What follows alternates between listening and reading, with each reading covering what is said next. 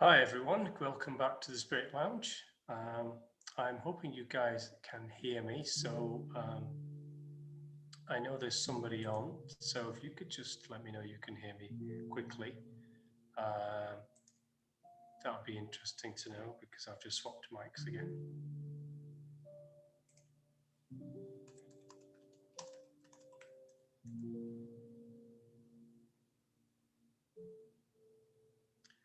If you could just let me know.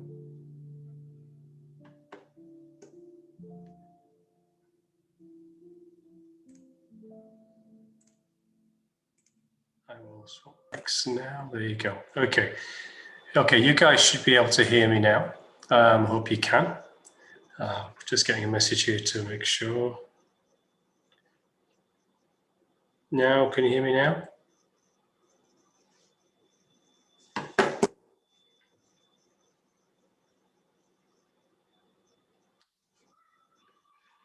Can you hear me, Melda? I know you're on.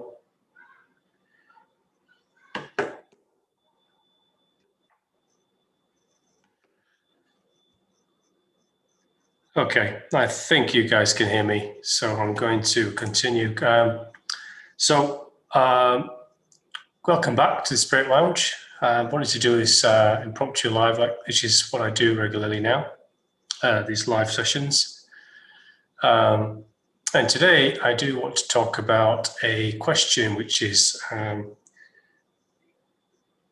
okay, someone says you can't hear me, which is unusual. I'm not sure why you can't hear me because my mic is not muted in any way.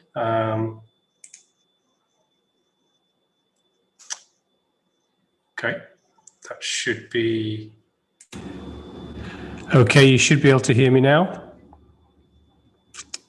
I think.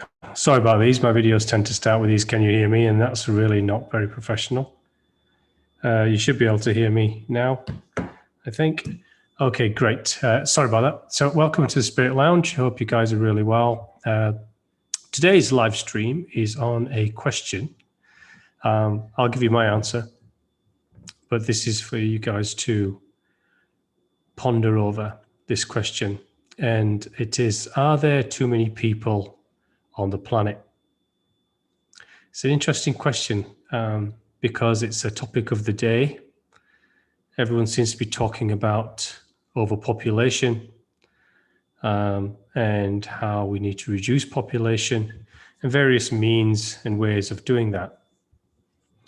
And I want to just proposition and ask and throw out some ideas around the question itself. Are there too many people on the planet? Are there too many humans on the planet? Well, we can look at this in two ways. So let's first of all look at it in the material, physical, human lens. There are over 7 point something billion people on the planet. Various shapes and sizes, colors, languages, cultures, foods, etc. Living on different parts, different land masses across the world. And there are many others. Now, one of the main reasons why the questions posed, are there too many people on the planet, is because there's a lack of there's a lack of resources. There's an argument there's too many people, too few resources. Therefore, the solution is to ultimately reduce the population in some way or another, either through vaccination programs, better nutrition, reducing infant mortality, and various other things around the world, which are all obviously good things, good ideas in themselves. But why do we say, from a material, physical, human sense, that there are too many people? Well, it's usually because there is extreme abundance and wealth on one side of the fence, and there's absolute poverty and famine and disease and hunger, homelessness, a lack of money or other abundance, roof over people's heads, healthcare provisions, many of the things that are around that many people around the world don't have. And so we assume from that there's too many people on the earth because there's not enough resources for them. There's not enough food to go around. There's not enough raw material to provide home and shelter and fuel for heat and power. Not enough fresh drinking water. Not enough land for them to cultivate food and crops.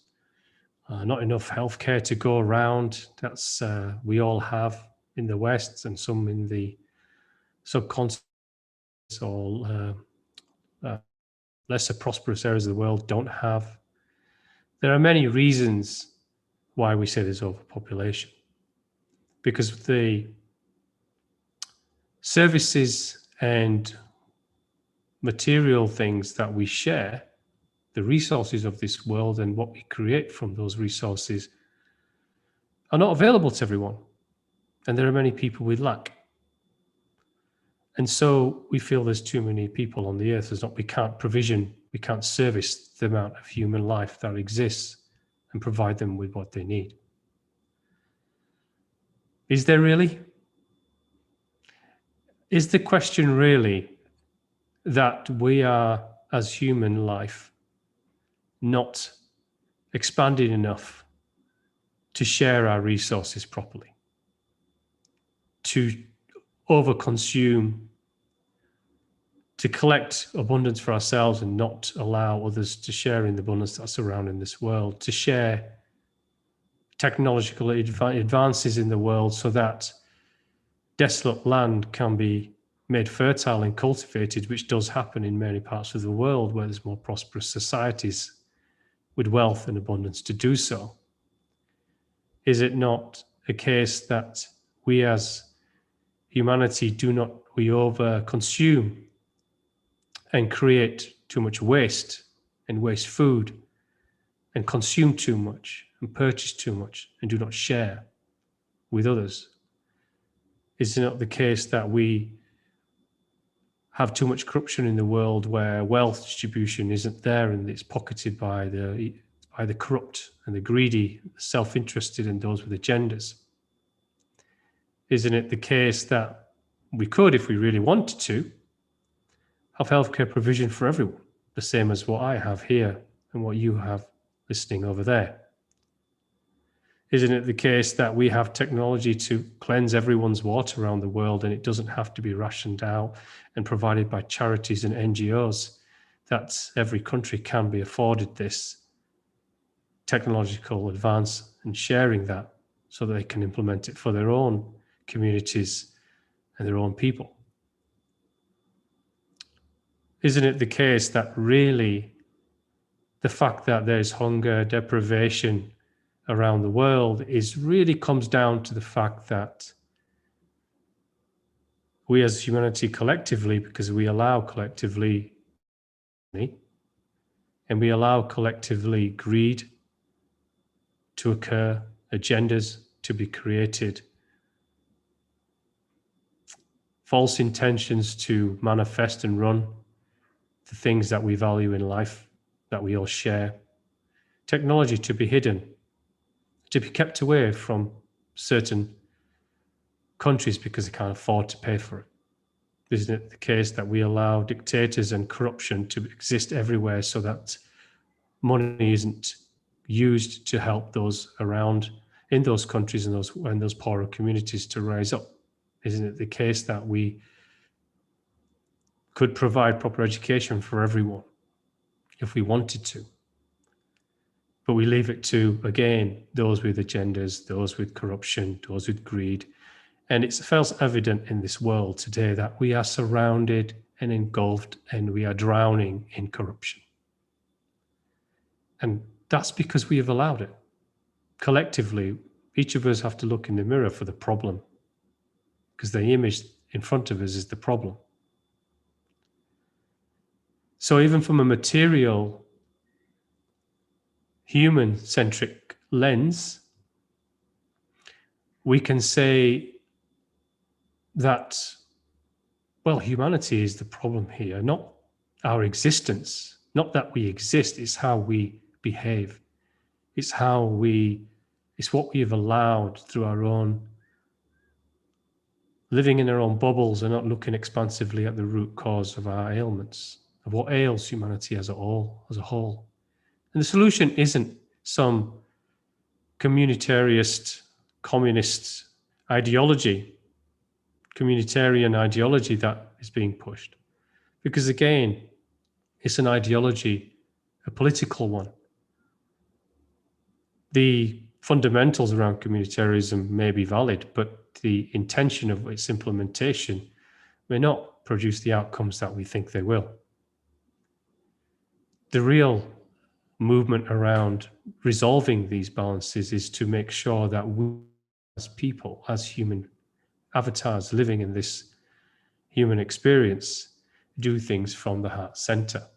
And this is where our intention is expressed, and the movements that we've talked about, that I've mentioned, are shared amongst humanity so that everyone can have access to the things and the technology and the abundance and the healthcare and the technology to make infertile land fertile, to allow food growth by farmers to be distributed around in their own communities rather than relying on factory produced foods, allow pharmaceutical advances to be shared, and allow health and land sharing, whatever it might be. But we have all the technology to allow our world to lift itself up from where it is today. But that's not the question. That wasn't the question I asked. So if we look at that as being one of the problems, doesn't that logically lead us to the answer to, are there too many people on this planet? The answer is really no, even if you look at it from a human, material, physical stance, from position. Because for that answer to be yes, it would mean that we've exhausted all the previously mentioned changes that we as humans need to be making. And we haven't made those because we haven't advanced and expanded within ourselves to do that collectively. And that also means changing the way our governance, the governance of this planet, the governance of humanity, because there is one, and that needs to change as well. But we can change that as a populace, as a collective. All the 7.x billion of us have to change that, not majority, but a large enough minority to sway change in the world. So with that being said, the answer is really, there aren't too many people on the planet because we haven't manifested the change within ourselves to try and remedy those things that cause those in the world to not have access to resources. Of course, we need to be changing the world we abuse our planet. Of course, poison our waters, our lands, and our air with the things that we allow and that we do. So that leads us to really no, there are not too many people on the planet, because until we've exhausted all the previous changes that we could make and they still don't work, then maybe there's a physical argument for that to occur. But there is another, much more overarching answer to that question. And it's a universal, infinite answer to the question, are there too many people on this planet? And the answer from an infinite perception and position is there will never be too much life on this planet, because it can never be. Life on this planet, in terms of human, you and I, come here not because of our avatar decided for that to be so, or that it was just an outcome of a sexual act, conception and birth. It is our spirit that decides to come to this earth plane, or any avatar in this galaxy or universe. Let's just focus on the earth plane for now. And our spirit makes this choice for its own purposes, as we've discussed in other videos. There is intention for every single life.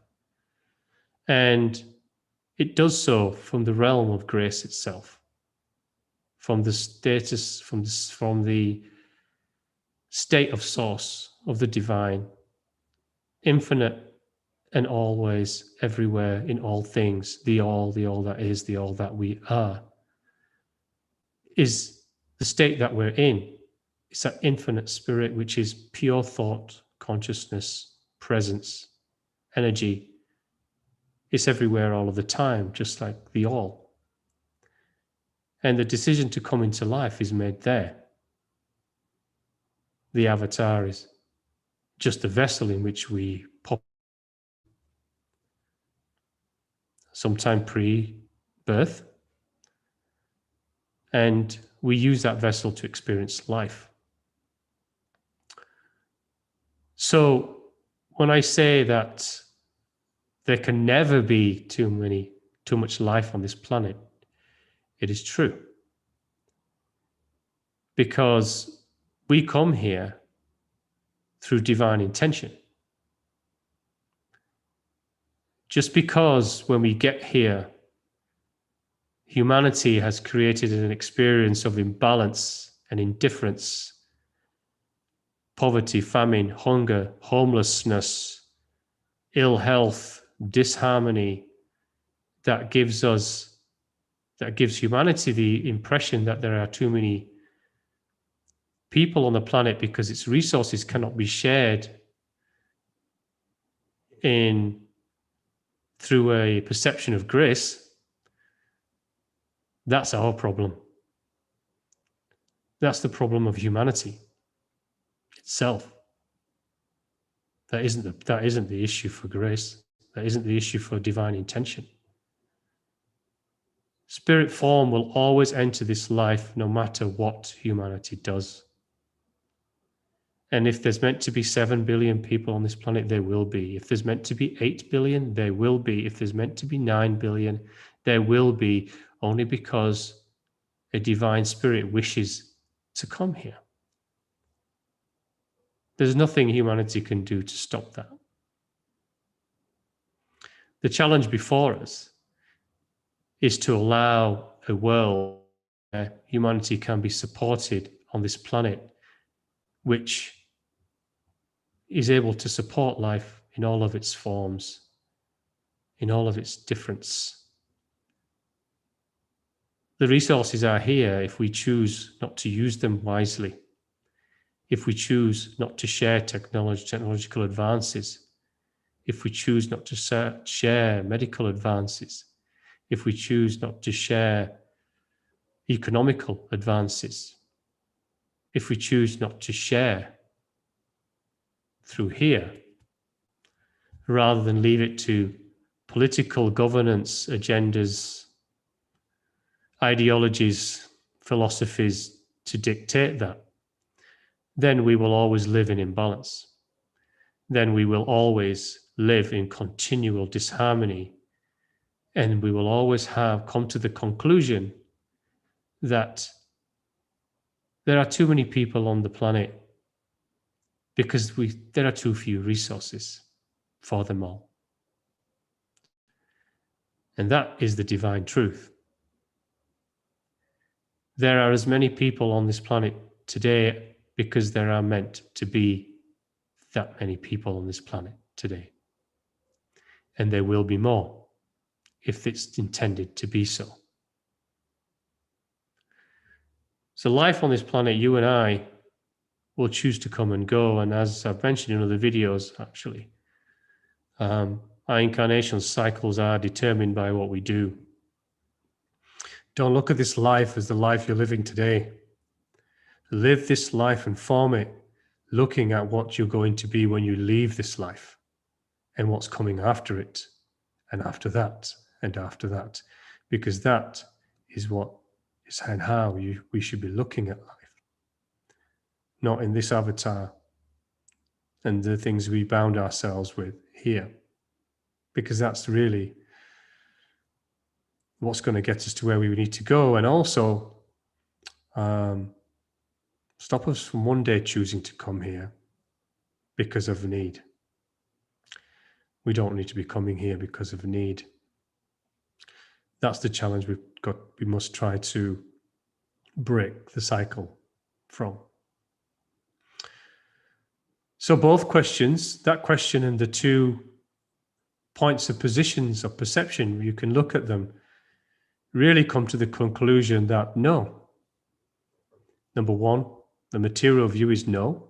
There are not too many people on the planet because we haven't fixed how we live with each other, what we share, the material resources that are around us, and those resources that we create around us.